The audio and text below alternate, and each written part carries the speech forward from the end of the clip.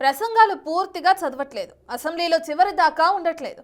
ఒకరు ప్రసంగాన్ని మధ్యలోనే ఆపేసి వెళ్ళిపోతుంటే ఇంకొకరు ఏదో మొక్కుబడిగా వచ్చి వెళ్ళిపోతున్నారు. అటు ప్రభుత్వం తగ్గట్లేదు, ఇటు గవర్నర్ను ఒప్పుకోవట్లేదు. దాంతో సౌత్ ఇండియా గవర్నర్ల తీరు వివాదాస్పదంగా మారింది.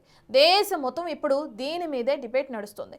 అసలు దక్షిణ భారత రాష్ట్రాల్లో కొలువైన ప్రభుత్వాలలో గవర్నర్లకు ఎక్కడ తేడా కొడుతుంది? మొన్న కేరళ, నిన్న తమిళనాడు,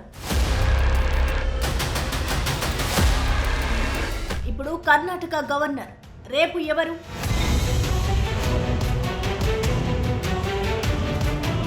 దక్షిణ భారత రాష్ట్రాల్లోని గవర్నర్లు ఫుల్ గరం మీద ఉన్నారు. తమిళనాడు, కేరళ మాదిరిగానే కర్ణాటకలోనూ సేమ్ సీన్ రిపీట్ అయింది. కొత్త ఏడాదిలో కర్ణాటకలో తొలి అసెంబ్లీ సమావేశాల్లో భాగంగా ప్రభుత్వం సిద్ధం చేసిన ప్రసంగ ప్రతులను గవర్నర్ దావర్చంద్ గెహ్లాట్ చదవకుండా పక్కన పెట్టారు. ఈ రాష్ట్రం ప్రగతి మార్గంలో నడుస్తోంది, సమావేశాలు విజయవంతం కావాలని ఆకాంక్షిస్తున్నా అంటూ రెండు ముక్కల్లో తన ప్రసంగాన్ని ముగించేశారు. తర్వాత ఒక్క మాట కూడా మాట్లాడకుండా సభ నుంచి వెళ్లిపోయారు.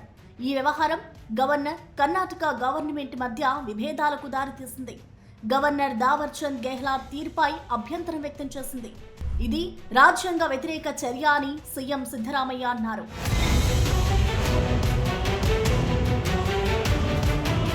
రెండేళ్లుగా గవర్నర్ దావర్చంద్ కాంగ్రెస్ సర్కార్ తయారు చేసిన అసెంబ్లీ ప్రసంగాలను యథావిధిగా చదివారు. ఈసారి తన ధోరణి మార్చుకున్నారు. కేంద్ర ప్రభుత్వాన్ని విమర్శించే అంశాలతో తన ప్రసంగాన్ని సిద్ధం చేసిన తీరును ఆయన ముందుగానే ఆక్షేపించారు. దాంతో ఆయన సభకు వస్తారా రారా అనే ఉత్కంఠ కూడా కనిపించింది. ఎట్టకేలకు సభకు వచ్చిన ఆయన 2 లైన్లు మాత్రమే చదివి సభ నుంచి వెళ్లిపోవడం తీవ్ర చర్చకు దారితీసింది. కేబినెట్ సిద్ధం చేసిన ప్రసంగాన్ని చదవకుండా వెళ్లిపోవడంపై నిరసన తెలియజేయనున్నట్లు సీఎం సిద్ధరామయ్య తెలిపారు. సుప్రీంకోర్టుని ఆశ్రయించే అంశాన్ని కూడా పరిశీలిస్తున్నామన్నారు. గవర్నర్ వర్సెస్ గవర్నమెంట్ ఎపిసోడ్తో కర్ణాటక అసెంబ్లీ సమావేశాల్లో గందరగోళం చోటు చేసుకుంది. గవర్నర్ తీరుపై అధికార కాంగ్రెస్ సభ్యులు నిరసన వ్యక్తం చేయడంతో పాటు ఆయనకు వ్యతిరేకంగా నినాదాలు చేశారు.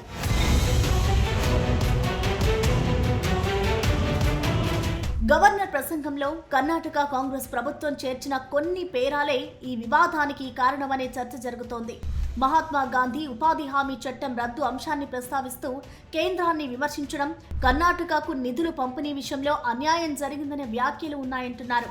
వీటిపైనే గవర్నర్ దావర్చంద్ గెహ్లాట్ అభ్యంతరం వ్యక్తం చేస్తూ వాటిని తొలగించాలని కోరారు. తొలగించకపోతే సభలో ప్రసంగించబోననే సమాచారం కూడా ప్రభుత్వానికి పంపారు. కానీ సిద్ధరామయ్య ప్రభుత్వం ఆ పని చేయలేదు. దాంతో గవర్నర్ మొక్కుబడిగా కర్ణాటక విధానసభకు రావడం, తాను చెప్పాలనుకున్న 2 మాటలు చెప్పి వెళ్లిపోవడమే ఇప్పుడు డిబేట్కు దారితీసింది.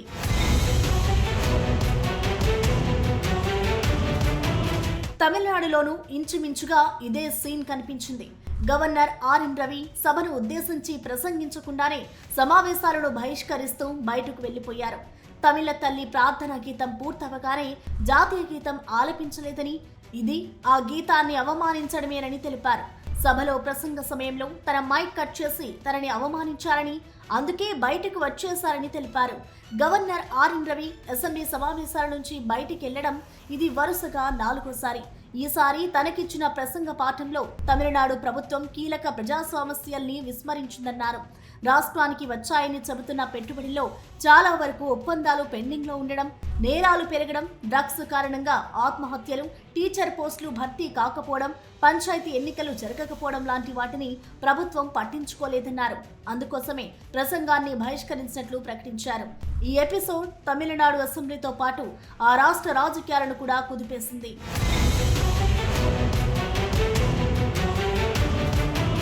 కేరళ అసెంబ్లీలోనూ ఇలాంటి ఉద్రిక్త పరిణామాలే చోటు చేసుకున్నాయి. ఆ రాష్ట్ర గవర్నర్ రాజేంద్ర విశ్వనాథ్ అర్లేకర్ ప్రభుత్వం రూపొందించిన ప్రసంగంలోని కీలక భాగాలను చదవకుండా దాటవేయడం పెను వివాదానికి దారితీసింది. మంత్రివర్గం ఆమోదించి ఇచ్చిన ప్రసంగ పాఠంలోని ముఖ్యమైన అంశాలను ఉద్దేశపూర్వకంగా చదవలేదని సీఎం పినరయ్ విజయన్ ఆరోపించారు. గవర్నర్ సభ నుంచి వెళ్లిపోగానే సీఎం విజయన్ స్పీకర్ని కలిసి తన నిరసన వ్యక్తం చేశారు. ప్రసంగంలోని 12వ పేరా ప్రారంభం అంశాలను, అలాగే 15వ పేరా ముగింపులో ఉన్న కీలక భాగాలను గవర్నర్ చదవకుండా వదిలేశారని సీఎం స్పీకర్ దృష్టికి తీసుకెళ్లారు. సాధారణంగా కేంద్ర ప్రభుత్వంపై విమర్శలు, రాష్ట్ర హక్కుల గురించి ప్రస్తావించినప్పుడు గవర్నర్లు ఇలా సెలెక్టివ్ రీడింగ్ కి పాల్పడుతుంటారనే వాదన ఎప్పటి నుంచో ఉంది. వరుసగా 3 దక్షిణాది రాష్ట్రాల్లో గవర్నర్ల తీరు వివాదాస్పదం కావడం దేశవ్యాప్తంగా చర్చకు దారితీస్తోంది. రాజ్యాంగబద్ధమైన పదవిలో ఉన్నవారు ప్రభుత్వ విధానాలకు అద్దం పట్టాల్సి ఉండగా ఇలాంటి ఘర్షణలు ఫెడరల్ స్ఫూర్తిని దెబ్బతీస్తున్నాయనే అభిప్రాయాలు వినిపిస్తున్నాయి. గవర్నర్ల తీరు రాజ్యాంగపరంగా గవర్నర్ అధికారాలపై మరింత చర్చకు దారితీసింది.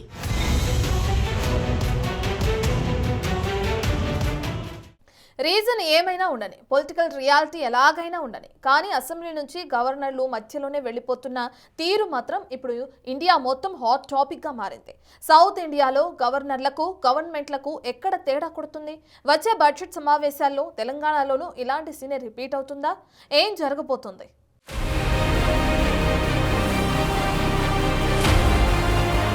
సౌత్ ఇండియా స్టేట్స్ లో గవర్నర్లకు ఇక్కడి గవర్నమెంట్లకు మధ్య విభేదాలు రగులుతూనే ఉన్నాయి. ఈ కొత్త ఏడాదిలో అవి పీక్ స్టేజ్ కు చేరాయి. తమిళనాడు, కేరళ, కర్ణాటక రాష్ట్రాల అసెంబ్లీ సమావేశాల్లో కనిపించిన సీన్లు తీవ్ర దుమారం రేపుతున్నాయి. సాధారణంగా గవర్నర్ ప్రసంగం అనేది రాష్ట్ర ప్రభుత్వ విధానాలు, ప్రాధాన్యతలు, అంతకు ముందు ఏడాది పనితీరుని ప్రతిబింబించే అధికారిక ప్రకటన.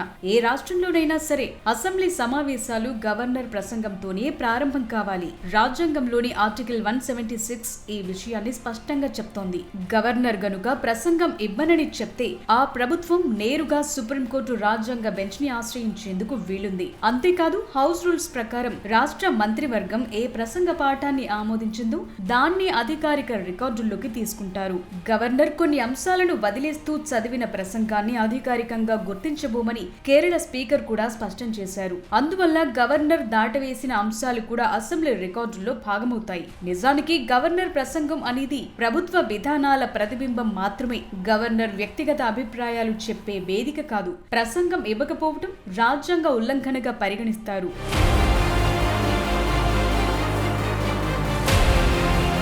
గతంలోనూ గవర్నర్లు ప్రసంగాలు చదవకపోవటం, మధ్యలోనే వదిలేసి వెళ్లిపోవటం లాంటి ఘటనలు జరిగాయి. ఈ విషయంలో కోర్టులు జోక్యం చేసుకున్న సందర్భాలు ఉన్నాయి. 2023లో అప్పటి కేరళ గవర్నర్ ఆరిఫ్ మొహమ్మద్ ప్రసంగం మొత్తం చదవకుండా మధ్యలో వెళ్లిపోయారు. ఆ సమయంలో పినరయి ప్రభుత్వం సుప్రీంకోర్టును ఆశ్రయించింది. అయితే ప్రసంగం మొత్తం చదవటం గవర్నర్ కున్న రాజ్యాంగబద్ధమైన బాధ్యత అని ధర్మాసనం వ్యాఖ్యానించింది. తమిళనాడు గవర్నర్ ఆర్ఎన్ రవి కూడా ఇలా 3 సార్లు చేశారు. ఆ సమయంలో తమిళనాడు ప్రభుత్వం కోర్టును ఆశ్రయించింది. గవర్నర్ ప్రసంగం తప్పనిసరి అని, అది ప్రభుత్వ విధానాల ప్రతిబింబం మాత్రమేనని స్పష్టం చేసింది. గవర్నర్ ఆర్ఎన్ రవి తీరుపై తమిళనాడు సీఎం స్టాలిన్ చేసిన వ్యాఖ్యలు కూడా ఇప్పుడు చర్చనీయాంశంగా మారాయి. ప్రతిపక్ష పార్టీలు పాలిస్తోన్న రాష్ట్రాల అసెంబ్లీ సమావేశాల్లో గవర్నర్ ప్రసంగం వద్దని చెప్తూ రాజ్యాంగ సవరణ కోరాల్సిన అవసరం ఉందన్నారు. తమ ప్రభుత్వం రూపొందించిన ప్రసంగాన్ని గవర్నర్ చదవనంత మాత్రాన ద్రవిడ మోడల్ సర్కార్ విజయాల్ని, ప్రయోజనాల్ని దాచలేరన్నారు.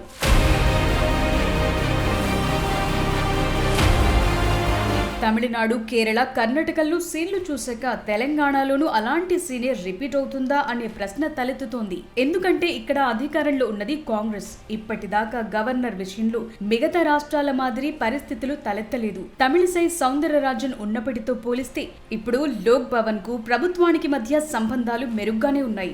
ఇప్పటి వరకు గవర్నర్ జిష్ణుదేవ్ వర్మ తమిళనాడు, కేరళ, కర్ణాటక తరహాలు ప్రసంగం మధ్యలో వాకౌట్ చేసేంత తీవ్రమైన పరిస్థితులు రాలేదు. కానీ ఈసారి జరగబోయే బడ్జెట్ సమావేశాలు అలా కాదు. మహాత్మా గాంధీ జాతీయ ఉపాధి హామీ చట్టాన్ని కేంద్రం రద్దు చేసింది. దాని స్థానంలో బీబీజీ రామ్జీ చట్టాన్ని తీసుకొచ్చింది. దీన్ని కాంగ్రెస్ ప్రభుత్వం తీవ్రంగా వ్యతిరేకిస్తోంది. ఈసారి గవర్నర్ ప్రసంగంలో ఈ అంశాన్ని గనుక చేరిస్తే జిష్ణుదేవ్ వర్మ ఆ పేరాన్ని చదువుతారా, దాటిస్తారా, చదవకుండా మధ్యలోనే సభ నుంచి వెళ్లిపోతారా అనే ప్రశ్న తలెత్తుతోంది. ఉపాధి హామీ చట్టం విషయంలో కేంద్రంపై విమర్శనాత్మకంగా ప్రసంగం ఉంటే గవర్నర్ వాటిని చదువుతారా లేదా అన్నది ఆసక్తి రేపుతోంది.